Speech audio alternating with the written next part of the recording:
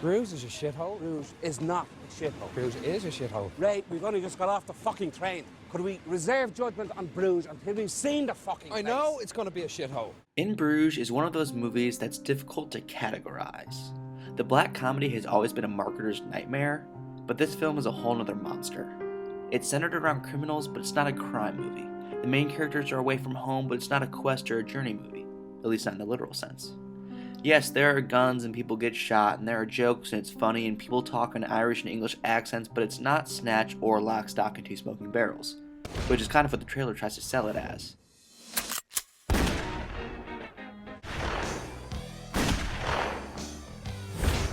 The reason it's difficult to market or categorize is because it's difficult to say in a sentence or two what the movie is about. But it's a bit fucking over elaborate, isn't it? That's usually a sign of a scattered or unfocused screenplay, but In Bruges is the exact opposite. It's a very complete screenplay. That's how I would describe the movie. It's complete. The characters are complete and multidimensional, the themes are complete and fully realized, and the story is complete and focused and driven towards the conclusion in masterful ways. Even though it's about hitmen, the story is character-driven. Each of the main characters is very real and well-defined, each having his own opinions and goals and fears, and each having his own arc. Ray begins the film very preoccupied with what he's done. Fucking bring that up. But it's very subtle at first, and he is tortured by his inability to make it right. I will always have killed that little boy. That ain't ever going away. And he's very fixated on suicide. Would you ever think about killing yourself because you're a midget? Fuck, man! And yet, Ray's a very amiable character, despite the fact that his first sentence of the movie tells us that he killed someone. After I killed him, I dropped the gun in the Thames, washed the residue off my hands in the bathroom of a Burger King, and walked home to await instructions. He's very funny. If I'd grown up on a farm and was retarded, Bruges might impress me. But I didn't, so it doesn't. Although he's kind of a dick. Little fucking cunt. He's very mean at times and usually very childish, but still very likable. Because even his shortcomings bring a kind of appeal that's hard to put your finger on. His childishness is accompanied by a charming, wide-eyed wonder. They're filming something. They're filming midgets. Ray? Even if it is immature. My arse, let's go. They're filming midgets. And even though he's done terrible things, it's accompanied by such a sincere, even crippling remorse. Ray, you'll be a dead man. I don't want to be a dead man. You've been missing something. By the end of the film, he decides that his life is worth living, either because of Chloe or because of Ken, or something else. Regardless, he realizes that he needs to face the judgment of the boy's mother in order to make it right, or at least attempt to make it right. And I thought, if I survive all this, I'll go to that house, apologise to the mother there, and accept whatever punishment she chose for me. Prison, death, it didn't matter. The important part of his arc is that he decides that he doesn't want to die anymore. And I really, really hoped I wouldn't die. I really, really hoped I wouldn't die. Ken, although a better hitman, Of course I'm going to fucking do it. It's what I do. is ironically more empathetic than the other characters. He is earnestly concerned, Hey, guys, I wouldn't go up there. It's really narrow. compared to Ray, These are a bunch of fucking elephants. and he is patient with trying situations, Happy in your work? Very happy. compared to Harry, Understand, Englishman?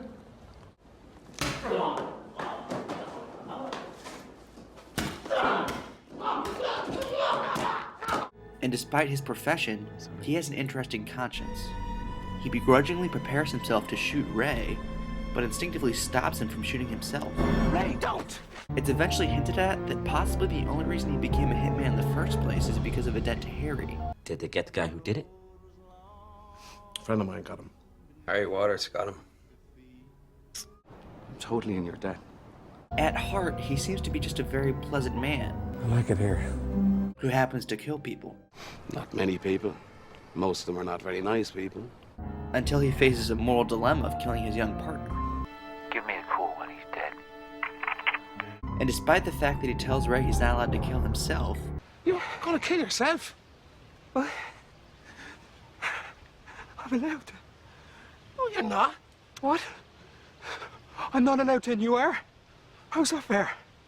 He ironically sacrifices himself in order to save Ray. The polite thing to say is that Harry is a very unpleasant guy. But you're a cunt. You're a cunt now. You've always been a cunt. And the only thing that's going to change is you're going to become an even bigger cunt. He's wickedly impatient. You better fucking be in tomorrow night when I fucking call again, or there'll be fucking hell to pay. I'm fucking telling you, Harry. He believes in personal accountability. Well, to be honest, it sounds like it was all your fault. And honor. So if the buck don't stop with him, where does it stop? He stresses his principles and how actions have consequences. If I had killed a little kid, accidentally or otherwise, I wouldn't have thought twice. I'd have killed myself on the fucking spot. On the fucking spot. I'd have stuck the gun in my mouth on the fucking spot. His arc involves him unexpectedly hitting a gray area in his world of black and white principles. Well, you say all that fucking stuff, I can't fucking shoot you now, can I? And eventually falling victim to his own code. Oh. I see. It's established that each character believes in right and wrong. And one of the themes connecting the main characters is that they all have to make a moral choice at one point. I think you need to weigh up all your options and let your conscience decide, Ken. Ray's is existential, whether he should continue living or kill himself. You're not going to bring that boy back. But you might save the next one. What am I going to be, a doctor? You need exams. Ken's is whether he should honor his duty to Harry. I had to say, fuck you. And fuck what I owe you. And fuck everything that's going on between us. And that's what I had to do. Or do what he feels to be right and let Ray live. The boy had to be let go. The boy had to be given a chance. Harry's is to follow his principles and punish Ken for letting Ray live. All right, then I'm blowing your fucking head off. Or accept Ken's reasoning and compromise his own code. It's entirely up to you, Harry. It's entirely your call. Not surprisingly, accompanying the theme of moral choice comes the theme of consequences. In a way, the whole film is centered around the consequences of Ray's actions. The main conflict of the second half of the film is Ken's and Harry's ideological battle for Ray's fate. Ken believes it's right for Ray to be given a chance to do good with his life. The boy has the capacity to change. The boy has the capacity to do something decent with his life. Ray is undeniably childish in response to boredom.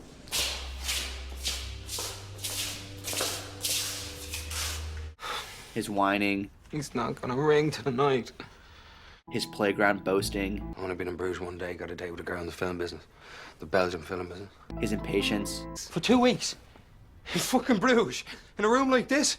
With you?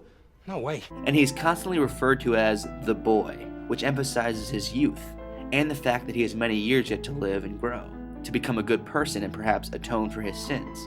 Harry, on the other hand, feels that death must be Ray's penalty for killing the boy.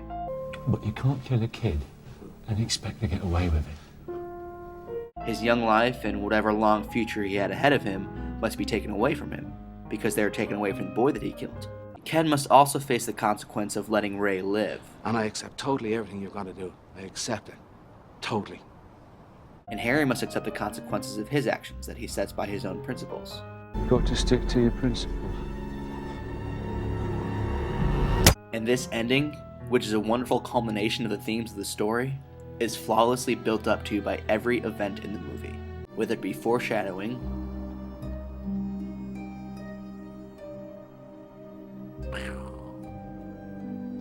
Harry can get guns anywhere. People go around calling you a midget when you want to be called a dwarf. Of course you're going to blow your head off. I'd like to get to see Bruges again before I die. In another life.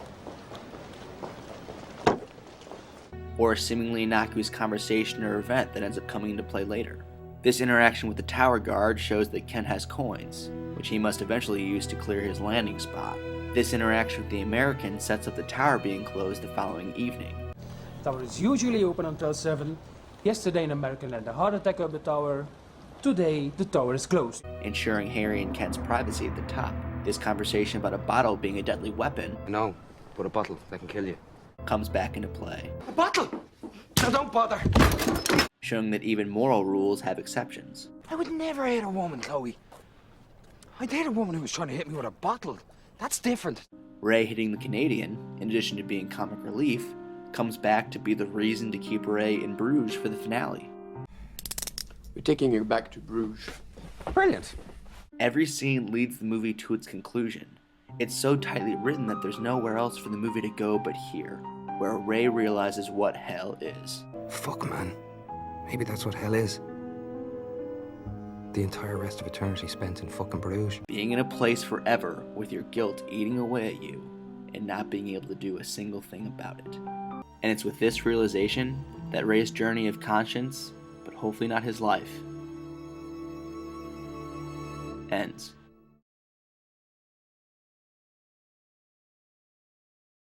It's an inanimate fucking object. You're an inanimate fucking object!